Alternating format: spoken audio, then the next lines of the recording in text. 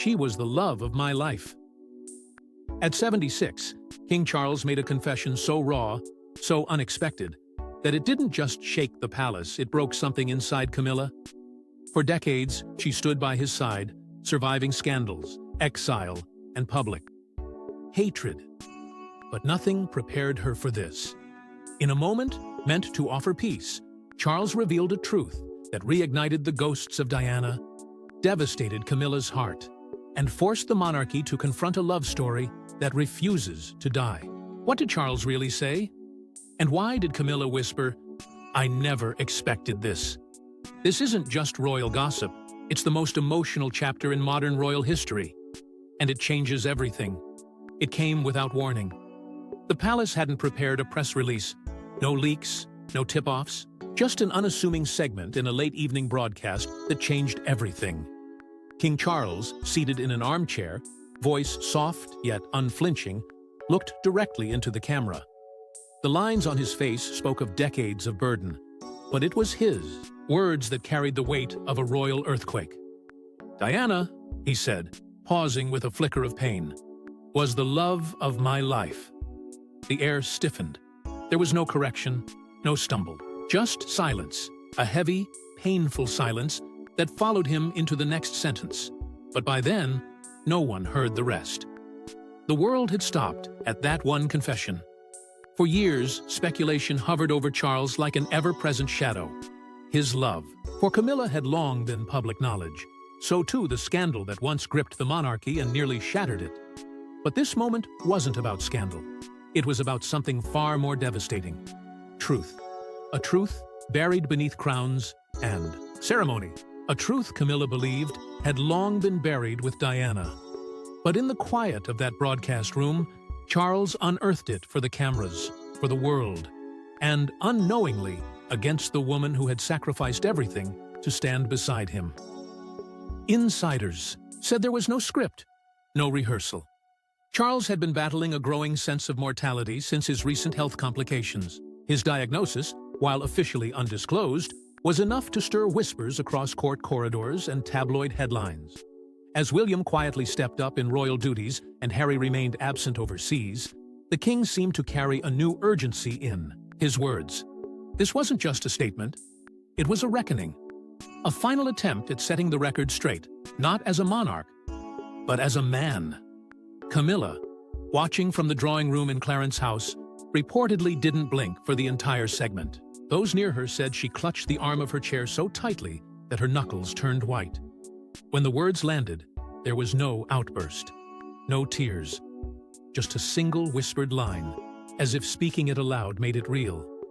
"I never expected this." For a woman who had endured the hatred of a nation, the icy stares of Princess Diana's loyalists, and the slow uphill climb toward public redemption, this was not just a confession. It was a betrayal of everything she thought had finally been put to rest. The aides scrambled. Phone lines lit up within minutes. Aides whispered furiously behind doors, and press secretaries issued frantic statements trying to dull the fire. But it was too late. The world had already heard it. News outlets cut into programming. Social media erupted. "King Charles names Diana as his true love," screamed the headlines. It wasn't just a quote. It was a blowtorch to the royal image carefully reconstructed over decades. And yet, what truly haunted those behind palace gates wasn't the fallout. It was the question now staring everyone in the face. Why now? Why did Charles choose this moment after all these years to tell the truth? And what deeper truths still remained buried waiting, perhaps, for their own explosive reveal? There was always someone else in the room. No matter how many years passed, or how loudly the palace tried to silence the past, she lingered elegant, tragic, untouchable. Princess Diana wasn't just a memory. She was a presence. And for Charles, that presence haunted every corridor of Buckingham Palace and every moment of his strained public life. Their marriage was never simple. From the very beginning, it was an uneasy union of duty and despair. While the world watched with fairy tale fascination behind palace walls, their love unraveled thread by thread, exposing secrets, bitterness, and heartbreak that the monarchy could never fully contain. Diana didn't just suffer quietly, she cried publicly, spoke candidly, and became a global symbol of royal vulnerability. And in doing so, she sealed her place not just in the hearts of millions, but in history, as the woman who could never truly be replaced. Even in death, Diana's power only grew. The public canonized her. Flowers blanketed Kensington Palace gates. Children wept. Grown men sobbed. And Charles, isolated and reviled, was painted as the villain in a story the world had already written. No amount of remorse could rewind the years of emotional distance, public missteps, or the infamous tapes that played like whispers from a royal grave. In one, he dismissed her pain. In another, his voice revealed warmth for Camilla, sending shockwaves through a nation still mourning its people's princess. And though Charles married Camilla years later, he never fully escaped the shadow of the woman he lost. The people hadn't forgiven, and perhaps deep down, neither had he. Privately, the signs of guilt were hard to ignore. Former staffers have recounted late nights when Charles would walk the gardens alone, head bowed, speaking to no one. Biographers have noted his strange behavior on the anniversary of Diana's death, days marked by withdrawn silence and cancelled appearances. And in what was perhaps the most revealing admission of all, a trusted aide once discovered an old framed photo of Diana hidden in a desk drawer, untouched, unspoken of, but clearly kept. It wasn't a symbol of lingering affection. It was evidence of something deeper. Guilt, regret, maybe even unfinished love. Letters retrieved by royal historians, tucked away in dusty archives, hinted at this emotional storm. "We were never right," one line read, "but I wish we could have been." No official statement confirmed their authenticity. None needed to. The words felt too raw, too human, to be fiction. And through it all, Camilla remained. The woman who was once the secret, then the scandal, then the queen. She knew. Of course, she knew. She'd spent her life living in Diana's wake, always 2 steps behind the ghost who'd never quite left. For years, she endured the stares, the headlines, the icy receptions, even from within the family itself.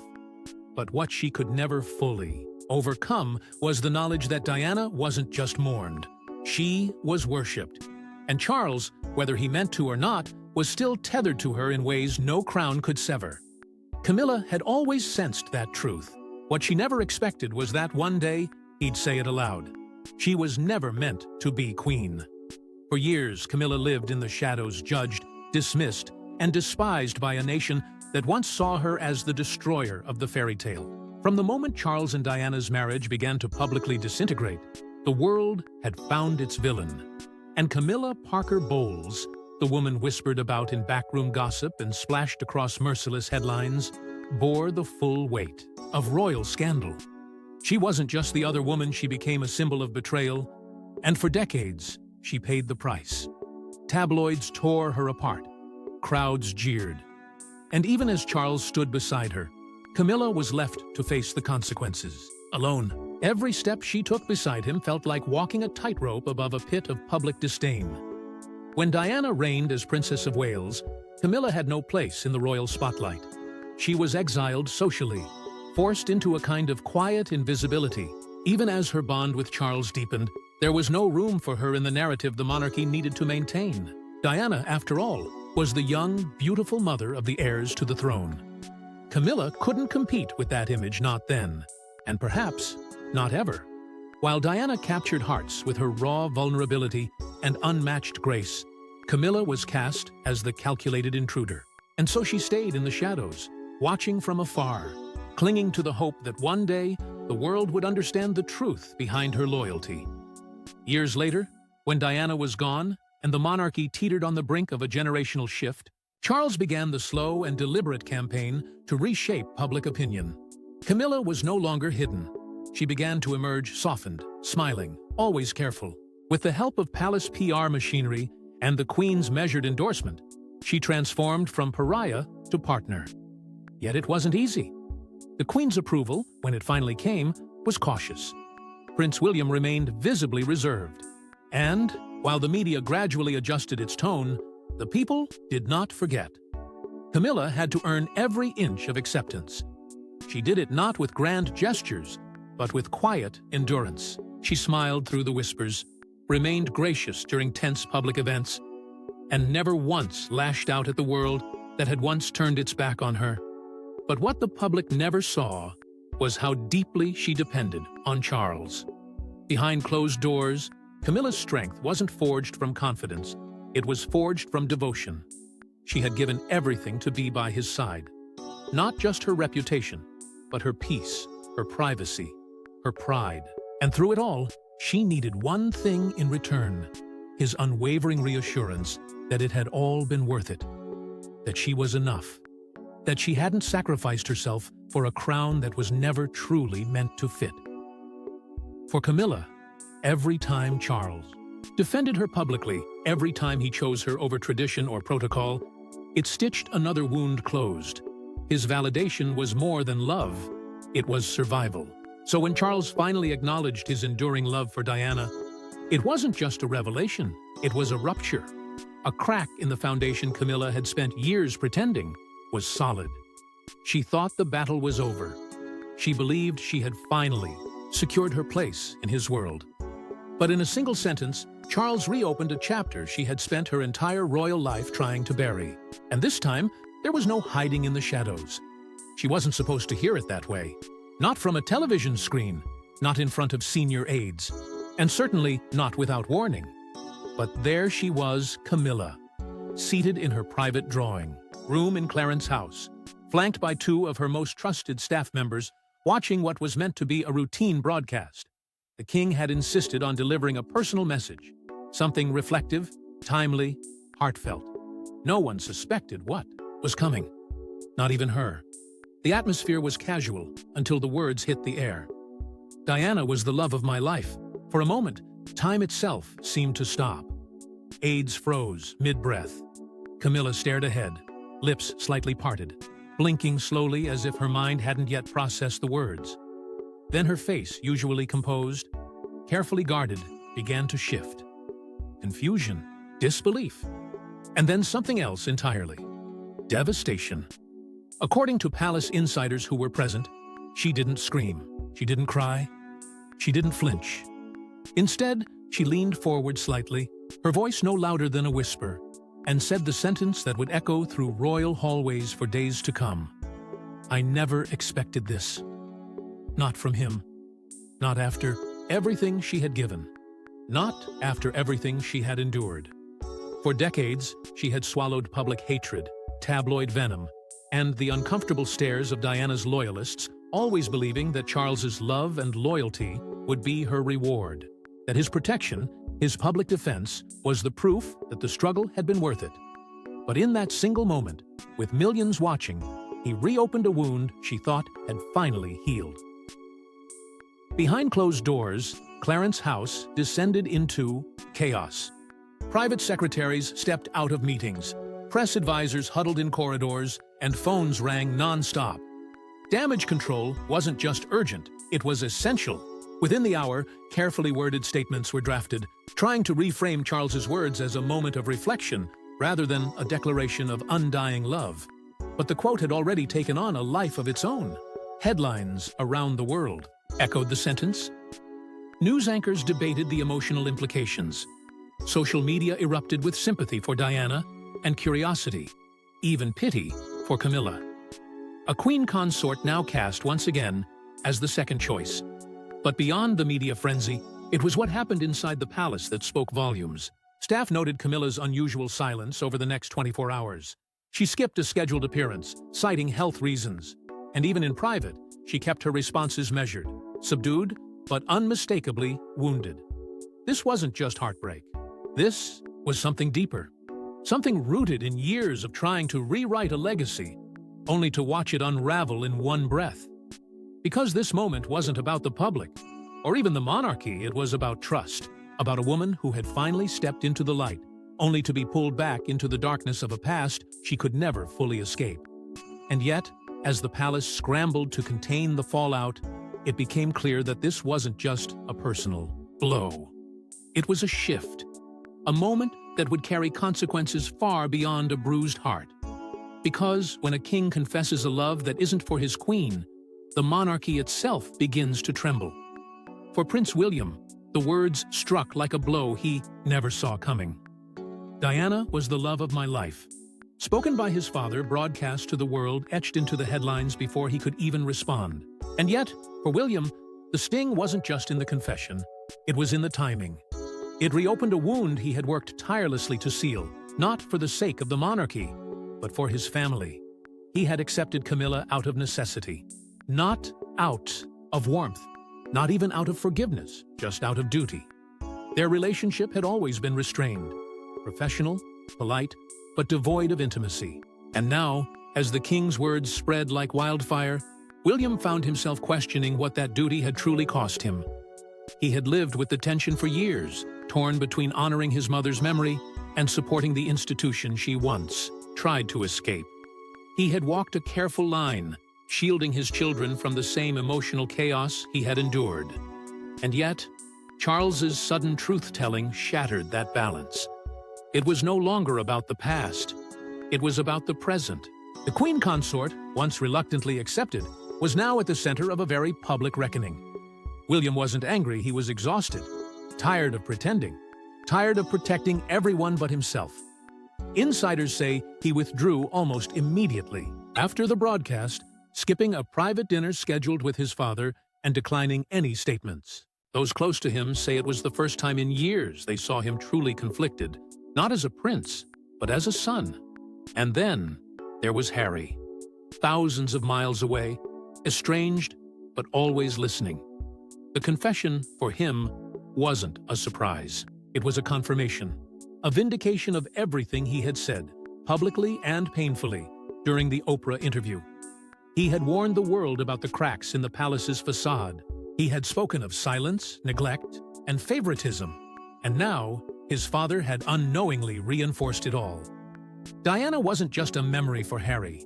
She was his compass. And Charles's admission only deepened the divide between father and son.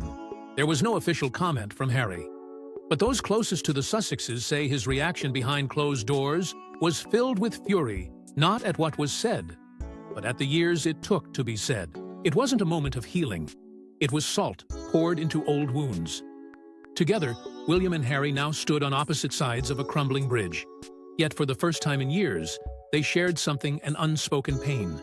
A silent echo of their mother's absence, made louder by their father's words. Diana's legacy, once hijacked by tabloids and political spin, had returned to the center of the royal narrative not because of scandal, but because of truth. And it was a truth neither son could ignore. But while the brothers struggled privately, with emotions they couldn't easily voice, the family dynamic inside the palace began to fracture under pressure. Whispers grew louder. Staff tensions escalated. The queen consort's role, once secure, now seemed unstable. And as public sympathy tilted once again toward Diana's memory, the question looming over Buckingham Palace wasn't just about love or legacy, it was about survival. And as the family unraveled behind closed doors, the public was asking, is this the beginning of the end for Camilla? The moment Charles's confession aired, a ripple turned into a tidal wave behind palace walls. Phones lit up in rapid succession. Communications officers scrambled into crisis mode. What was meant to be a quiet, personal message had become a headline storm, one that threatened not just the monarchy's image, but the fragile equilibrium Charles and Camilla had worked years to build. The royal PR machine, honed through decades of managing everything from divorces to deaths, spun into overdrive. Statements were drafted, edited, then redrafted again, all attempting to recast the king's words as harmless reflection. It was a moment of personal honesty. The official line read, not a judgment, not a comparison, simply a tribute to a shared past. But behind the polished language was raw panic. Because no amount of elegant phrasing could erase the truth. The king had spoken from his heart, and it wasn't about his queen. Almost immediately, orchestrated photo ops were planned. Charles and Camilla, hand in hand, smiling at a garden ceremony. Another image, softer. Camilla glancing up at him during a reception, her expression warm, forgiving. But the public wasn't fooled. The damage was already done. Social media picked apart every smile, every gesture, every angle. Was she really looking at him with affection, or was it resignation? Was this unity or strategy? Then came the leaks. Aides close to the couple whispered about an emotional week and unexpected tension, carefully feeding the press just enough to humanize without confirming the fracture. But one detail couldn't be spun: Camilla's absence. She quietly pulled out of 2 scheduled appearances. Officially, it was due to illness. Unofficially, everyone knew. She needed space and, maybe, distance. Meanwhile, the press didn't rest. Biographers rushed to weigh in, dissecting Charles's comment as if it were a royal decree. Analysts revisited Diana's interviews. Columnists revisited Camilla's rise. Questions flew like arrows. Was this a crack in the foundation of the Afidi monarchy? A final tribute to a lost love? Or something more, a glimpse into a fractured marriage now unraveling under the crown's weight? The narrative could no longer be controlled. It had taken on a life of its own. Behind the scenes, every move was calculated, every silence intentional. But even as the palace worked around the clock to reshape public perception, a deeper truth lingered, one that no press officer could edit out. Because this wasn't just about the public's view. It was about something far more intimate, more dangerous. The trust between king and queen had shifted. A bond once held together by sacrifice, loyalty, and survival was now strained by doubt.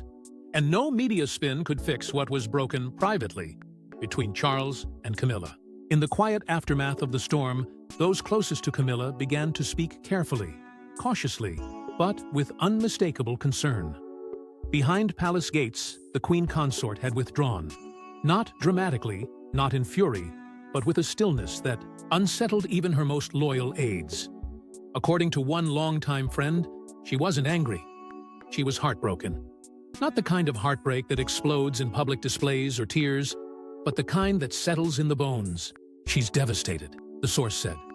Withdrawn, yes, but there's this strange calm about her now, like someone who finally stopped fighting. It wasn't just the shock of Charles's words. It was what they represented. To Camilla, that sentence had undone years of survival. Years of shame, sacrifice, and service, all washed away with a single nod to the woman who had haunted every step of her journey. For Camilla, the road to royalty had been nothing short of brutal. She had endured the world branding her a homewrecker, the monarchy nearly crumbling under her name, and a marriage that many believed should never have happened. And yet, she had stayed. Loyal, composed, willing to play the long game, believing that love would redeem her and the crown would finally protect her. In her mind, she had earned her place not by birth, but by battle. She wasn't just the wife of a king. She was the woman who stood by him when no one else would. And now, in a single confession, it felt like all of it, every sacrifice, had been dismissed. One insider, speaking under strict anonymity, offered a chilling summary. She felt replaced by a ghost. The distance between Charles and Camilla, once imperceptible to the public, was now starting to show behind closed doors. Staff members noticed the subtle silences, the changed schedules, the missed glances. He, perhaps out of guilt, tried to overcompensate, planning quiet dinners, proposing last-minute getaways. But she remained composed, almost indifferent. The real conversations weren't happening with Charles anymore. They were happening in the rooms he didn't enter. Camilla turned to the few who had stood by her through the darkest chapters. Princess Anne, her most reliable confidant, a handful of trusted friends, and select royal allies who had backed her rise. In hushed tones and quiet corners, she shared what the public couldn't see. Not tears, but reflection. Not rage, but realization. She had given her all. And now, she was weighing whether it had ever truly been enough. Through those private conversations, something began to shift. Not outwardly, not yet, but internally. Camilla was preparing, not to retaliate, but to reclaim something of her own. Those closest to her described a woman staring down the weight of everything she had endured and considering what came next, if Charles could no longer be her safe place. There were whispers of a memoir, quiet talks with sympathetic biographers, and sudden inquiries about who would control her narrative should everything fall apart. Because Camilla knew what the palace refused to say aloud even in heartbreak, the queen consort was preparing for something bigger, a private decision that would shift everything again. They no longer walked side by side. Where once Charles and Camilla appeared inseparable, leaning into each other in quiet moments, attending royal duties as a unified front, now there was a space between them. Not always visible, but unmistakably felt. Fewer joint appearances. More solo engagements. And when they were together, it was polished, controlled, cautious. The kind of public choreography only necessary when something private has shifted. Insiders noted the change almost immediately. It wasn't loud. It wasn't dramatic. It was quiet, deliberate, and unfolding behind tightly sealed doors. What had once been a defiant love story built on resilience and rebellion had entered a phase of uncertainty that no title or crown could shield. Charles, already battling mounting health concerns, was noticeably more fragile. His steps slower, his energy fleeting. Every engagement now carried the weight of what-ifs. What if this was his final appearance at the Abbey? What if this speech would be his last address as king? These weren't questions the public asked openly, but the palace was preparing for them. Camilla, meanwhile, was growing quieter. Not in presence, but in emotion. Her spark dimmed, her warmth cooled. She carried herself with the same grace, the same command. But those close to her saw what others missed. A woman who felt worn out by loyalty. Not the kind given to a crown, but the kind she'd poured into a man who, with one sentence, reminded the world of a love she would never be able to compete with. Some described her withdrawal as duty fatigue. Others called it grief, the kind that comes not from loss, but from realization. Realization that she had spent decades defending her place, only to discover that part of him had never fully let go of someone else. And so the questions began to surface. Quietly at first, then louder. Was Camilla still in this for love? Or was she simply fulfilling her obligation? Was she staying to protect the monarchy? Or to protect herself from being remembered as the woman who lost the battle, even after winning the war? One source, close to her inner circle, suggested the answer wasn't clear even to Camilla. She's doing what she's always done, standing firm. But for the first time, I think she's questioning why. The emotional chasm between them grew wider as days turned into weeks. Charles, perhaps sensing her drift, tried to close the gap with gestures, with softness, with silence. But the damage wasn't something flowers or quiet dinners could mend. It wasn't about what he felt now. It was about what he had always felt and never said until it was too late. And while the world watched for cracks in the monarchy, they missed the deeper fracture. A marriage slowly, quietly, redefining itself under the weight of truth. Camilla, ever composed in public, was reportedly far more candid in private. During a recent conversation with a longtime friend, her voice low and steady, she said something that sent a chill down every spine it reached. "When he's gone, I will tell my story." A sentence packed with meaning. Not malice, but finality. Not revenge, but release. Because even in silence, Camilla has always held back more than she's shown. And now, as the crown grows heavier, and the love she fought for hangs in limbo, one thing is clear, this isn't the end of their story. It's the beginning of hers.